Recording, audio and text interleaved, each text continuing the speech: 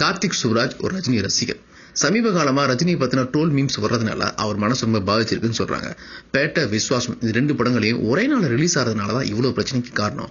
பேட்டை படத்தோட ரிலீஸை கொஞ்ச நாள் தள்ளி வச்சிருந்தா இவ்வளவு பிரச்சனை வராம இருந்திருக்கும். ஒருவேளை இந்த பிரச்சனைக்கெல்லாம் நான் தான் காரணமாயிட்டேன்னு தோணுதுன்னு சொல்லியிருக்காரு.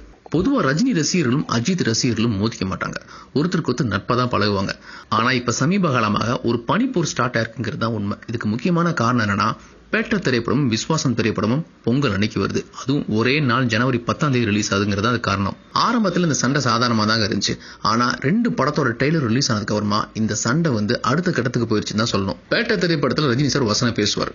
குடும்பம், குட்டி, குழந்தை சென்டிமெண்ட்ல இருந்தா ஓடி போயிருங்க, கொலகான்ல இருக்கேன்னு சொல்லி. இதுக்கு பதில் சொல்ற மாதிரியே விஸ்வாசம் படத்தின் ட்ரெய்லர்ல வசனங்கள் இருந்துச்சு. இந்த வசனத்தை வேணும்னு வச்சாங்களா இல்ல எதேச்சியா நடந்துச்சான்னு தெரியல. ஆனா ரசிகர்கள் இத சண்டைக்கான காரணமா எடுத்துக்கிட்டாங்க. அது மட்டும் இல்லாம சமீப காலமாக ரஜினி, அஜித் இவங்க 2 கம்பேர் பண்ணி நிறைய ட்ரோல் மீம்ஸும் ட்ரோல் வீடியோஸும் வந்துட்டு இருக்கு.